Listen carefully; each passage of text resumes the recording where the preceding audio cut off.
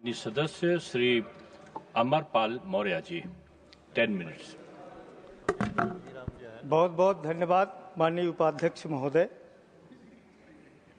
आज ग्रामीण विकास अनुदान की मांगों पर चर्चा के लिए पार्टी ने और आपने समय दिया, मैं इसके लिए बहुत बहुत आभार प्रकट करता हूं। महोदय, मेरा तो जन्म ही गांव में हुआ, मैं कि गांव के खेतों में ही पला बढ़ा। मैंने गांव में खेती के साथ में शिक्षा भी मेरी वहीं गांव में हुई। हमने अपने खेतों में हल चलाया महोदय, हमने राहट भी चलाई, हमने सब्जियां भी उगाई, हमने गैया को भी जो है घर में रखा, हमने उससे दूध भी निकाला। हमने जो है गांव की वो जितनी परंपराएं हैं उसको अपनी आंखों से देखा ही नहीं, अपने जीवन में उसको जो है अक्षरशः जिया है महोदय। मैंने उस गांव की संस्कृति को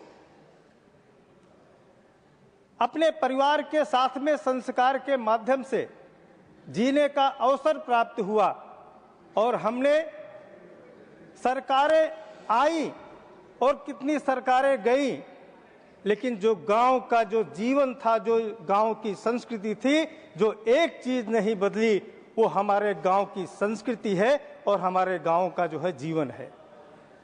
महोदय, आज गांवों के संदर्भ में चर्चा करने के जब बात आती है, देश की आजादी के बाद जो गांव की जो समग्र विकास की योजनाओं पे चिंतन होना चाहिए था, देश की आजादी के बाद इस देश के प्रथम प्रधानमंत्री आदरणीय पंडित जवाहरलाल नेहरू जी दुनिया के देशों में दुनिया के संस्कृतियों को उन्होंने देखा था और भारत को उसी तरफ डेवलप करने का एक सपना, एक मॉडल दिखाने की योजना पे काम किया।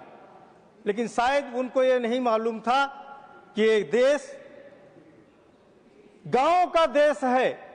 भारत को भारत के नजरिए से देखने की आवश्यकता थी, जो देश की आजादी के बाद से ही जो है सोचना चाहिए था। महोदय, गांव के अंदर जो रहने वाला व्यक्ति था, माननीय उपाध्यक्ष महोदय, आबादी उस समय 83.7% गांव में बसा करती थी और 2011 की जनगणना के बाद तो आंकड़ा 68.8% रह गई। ये 14% जो है जो गांव में रहने वाला व्यक्ति था, वो कहां चला गया? पलायन करके वो शहरों में गया होगा। वो कोई डॉक्टर बना होता, कोई इंजीनियर बना होता, कोई वैज्ञानिक बना होता। महोदय, मैं जब गांव की गलियों से निकल करके जो है महानगरों के अंदर जाने का अवसर प्राप्त हुआ, तो मेरे उस गांव के जो व्यक्ति थे, ऐसे जो गांव में जीने वाले जो है लोग थे, जब देश की राजधानी के दिल्ली के गलियों में जो है हमको कोई ठेला और रिक्शा चलाते हुए, कोई ऑटो, कोई जो है कार चलाते हुए मिला, तो मन में एक दुख हुआ। क्या यही समग्रता का विकास था?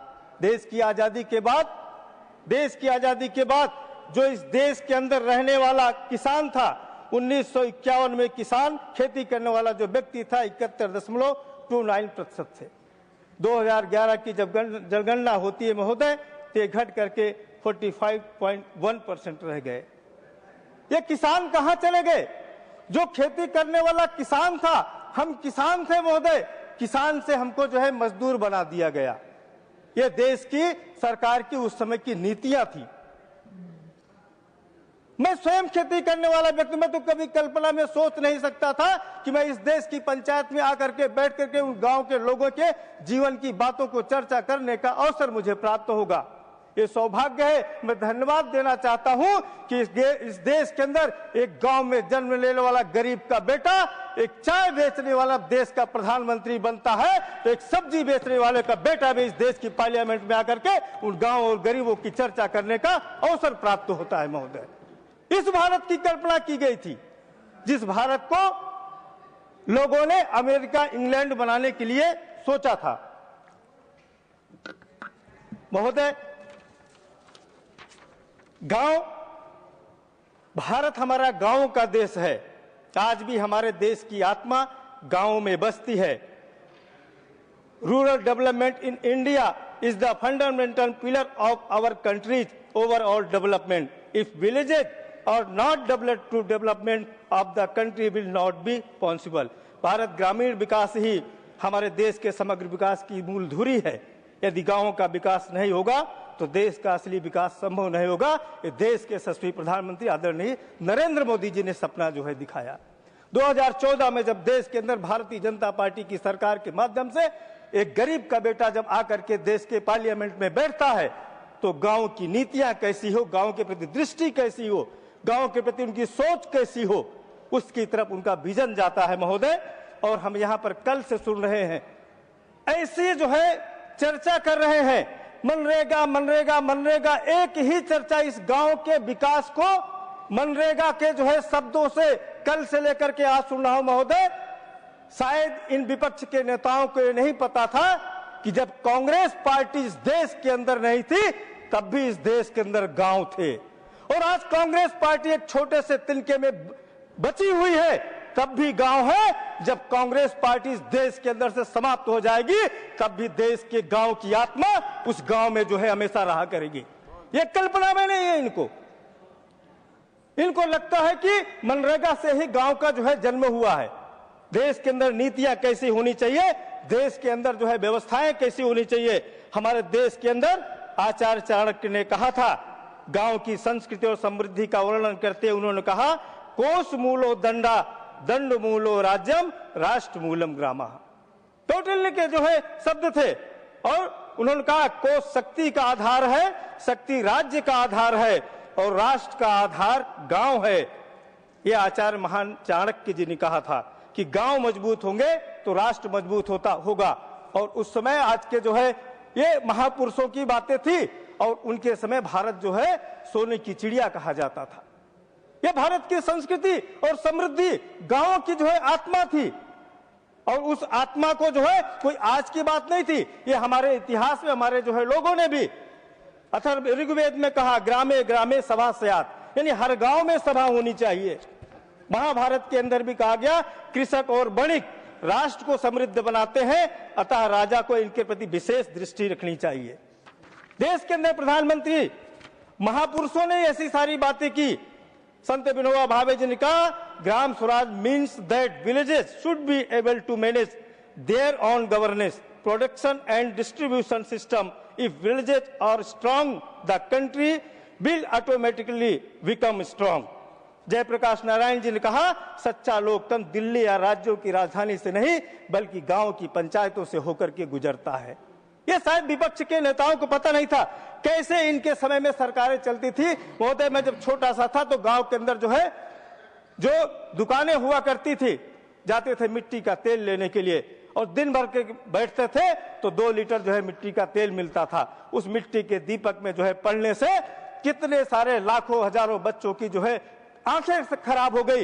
ये इनका वितरण प्रणाली थी, और उस वितरण प्रणाली में आज नरेंद्र मोदी जी की सरकार में ऐसी व्यवस्था की गई है कि देश के 80 करोड़ लोगों को भी निःशुल्क राशन जो है दिया जाता है। ये भारत की ग्रामीण व्यवस्था के अंदर जो पंख जो है उगाए हैं, ये भारतीय जनता पार्टी की नरेंद्र मोदी सरकार के कारण संभव हो सका है। साथ महोदय, हम तो गांव में चलते थे, साइकिल पे चल करके जो है स्कूल और कॉलेज के लिए पढ़ने जाते थे। मैं उस समय की घटनाएं आपको बताना चाहता हूं महोदय, कि जब घर से जो है साइकिल से निकलते थे तो कभी साइकिल मेरे ऊपर होती थी, कभी हम साइकिल के ऊपर होते थे। गड्ढे में सड़क है, सड़क में गड्ढा है।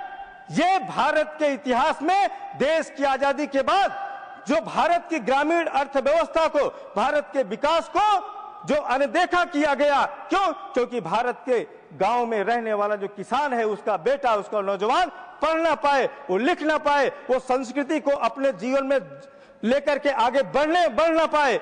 ऐसी सारी नीतियां विपक्ष के नेताओं के समय, उस समय की व्यवस्थाओं के कारण है कि सड़कें के अंदर जो है गड्ढे मिला करते थे।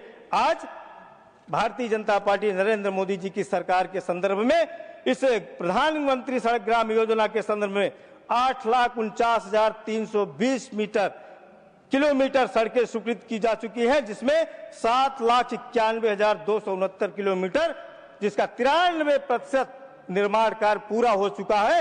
ये दर्द क्या जानेंगे, गरीबी क्या समझते हैं, ये गरीबी को जान नहीं सकते हैं महोदय। क्यों? क्योंकि का दुख जाने दुखिया मोह, जिनके घर नहीं फटी बिवाई, वो क्या जाने पीर पर आई। ये ऐसा भारत, जिस भारत को गांव के लोगों ने अपनी आंखों से सींचा, देश की आजादी के 70 सालों बाद वो सपना अगर किसी ने जो है आज पूरा किया तो उनका नाम है नरेंद्र मोदी महोदय। मैं बताना चाहता हूं, हम गांव में थे तो गांव में घर के जो है व्यक्ति गरीब के खाते खुलवाने के लिए जाते थे तो कहते थे गारंटी लेकर के आओ। उन 55 करोड़ लोगों को, गरीब परिवारों को कोई देश के अंदर 70 सालों तक कांग्रेस की सरकारें रही, गारंटी देने वाला नहीं था। एक गरीब परिवार का बेटा आया, उन्होंने कहा इन सब लोगों की हम गारंटी देते हैं महोदय, और 55 करोड़ लोग गरीब परिवारों का खाता बैंक के साथ खोलने का काम किया, वो प्रधानमंत्री नरेंद्र मोदी जी ने किया। ये गरीबों के साथ में छलावा था इनका। ये एक नारा लगाते थे, मैं बचपन में जब विद्यार्थी जीवन में था पढ़ता था, रोटी कपड़ा और मकान खुशहाल रहेगा हिंदुस्तान। महोदय ये सुनते सुनते बड़ा हो गया, न रोटी मिले, न कपड़ा मिला, न मकान मिला। मकान किसने दिया? मोदी ने। अनाज किसने दिया? मोदी ने। बिजली किसने दिया? मोदी ने। सड़क किसने दिया? मोदी ने। पानी किसने दिया? मोदी ने। तो क्या इनको विपक्ष में कीर्तन करने के लिए भेजा था जनता ने? ये देश के साथ जो विश्वासघात किया है, इनकी सजा इसी प्रकार से जो है जनता ने दिया है। और 2029 में और 2047 तक ऐसे ही बैठे मिलेंगे। इतनी बात कहकर मैं अपनी बात को समाप्त करता हूँ। बहुत बहुत धन्यवाद।